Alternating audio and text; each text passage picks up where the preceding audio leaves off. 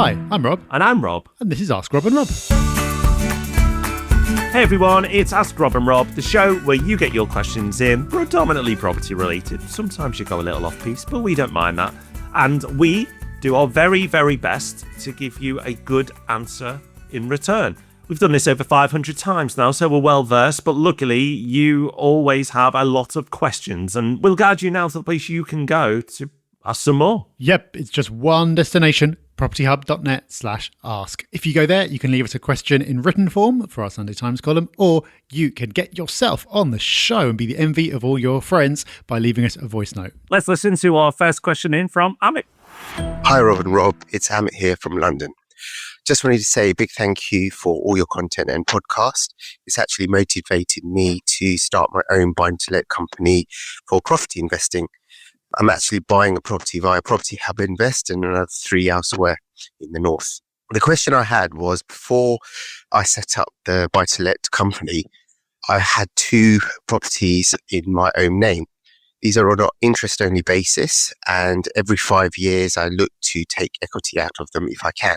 The question I had was that at some point, the lenders are going to look at my age and they won't be able to lend on the property anymore, I'm assuming. So what would be the strategy for managing that? Would that be simply to sell the properties, or is there any other way around it? Thank you very much in advance for the answer. Amit, thank you for your question.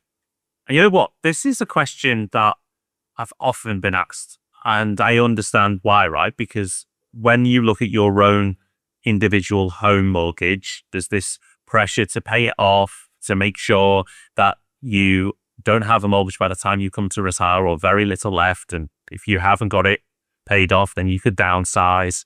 And that's the common pattern. That's the common way of how people do things. But what happens with buy-to-let? Well, the great thing with buy-to-let is that it's a lot more flexible. Lenders lend more on the property than you as the individual. And it's fairly easy to hold buy-to-let with mortgages way into your 80s. And it's not just there's one niche product out there. There's many products out there. And there are some lenders that have no age limit at all. So you are fine. That's the good news. If you're using buy-to-let mortgages, which you should be, then you are absolutely fine. And this is not something that's just been introduced in the last few weeks. This has been the case for many years.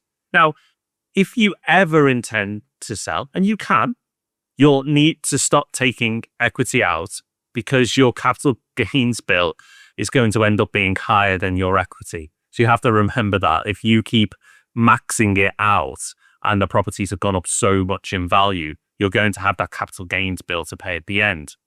So you could stop taking equity at some point and then give it decades for that loan to value level to drop.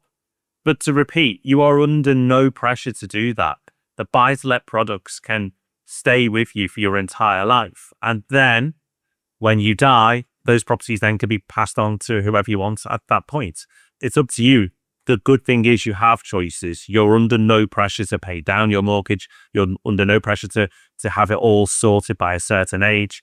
If these properties have been serving you well, continue to serve you well into your old age, then you're absolutely okay to carry on holding them. So not many people know that, Amit. So I really appreciate your question. Good luck. Okay, great info there for Amit. Let's see what we can do now for Sue.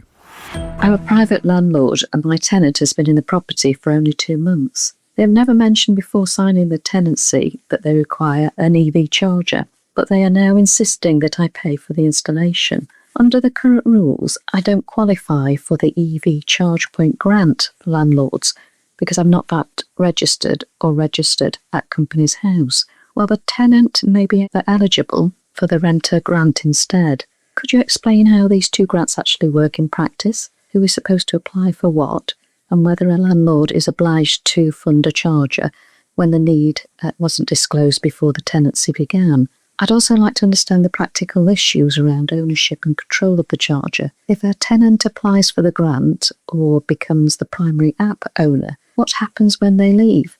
How can a landlord protect themselves from being locked out of the charger, losing warranty control, or facing fraudulent or unauthorised use during void periods? Overall, What is fair and reasonable in these situations? So, as Grange Hill taught us back in the day, just say no. I'm really showing my age in this episode. There's no obligation at all for you to say yes to this request. They moved in knowing that there wasn't an electric vehicle charger. They can't suddenly demand that there is one. That's just not how it works. So as a starting point, don't worry. You can absolutely just say, no, what are you talking about?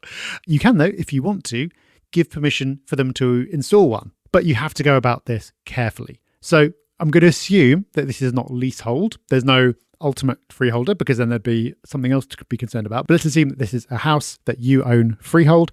If that's the case, then you can give permission for them to install a charger. There is a grant scheme that they can use. If they want to use that, that's fine. That's a process for them to manage.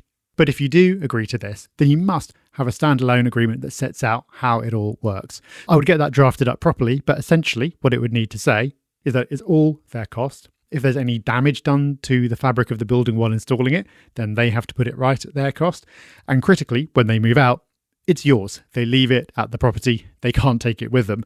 Obviously, they can't really take it with them anyway. But the important part is that they have to sign ownership of the account over to you. So these charges are normally linked to an app. And if they're the account holder on that app, it's all linked to their phone number or email address. Then the charging point effectively becomes worthless to you if you don't have that access. So they need to agree to sign that over to you. I would assume that if you offer this, they're probably not going to want to do it, and they're just trying their luck to see if you'll pay for it. But do think carefully before extending the offer, because if they say yes, then of course it does introduce some complexity and some risk that you need to manage. I'd say that if this was with a long-term tenant and it meant that they were likely to stay longer as a result, and then when they eventually move out, it's made my property more valuable because it's got this feature, then I'd be minded to say yes. But at the moment, given it's someone who's just moved in and they're making what I'd consider a very unreasonable request, I'd probably be more inclined to just say flat out no. So I hope that at least puts your mind at rest, and good luck with whatever happens. So that's us done for another week. Thank you for listening. We'll be back with the main event, the Property Podcast, on Thursday. Until then, take care. Have fun. Bye-bye. Bye-bye.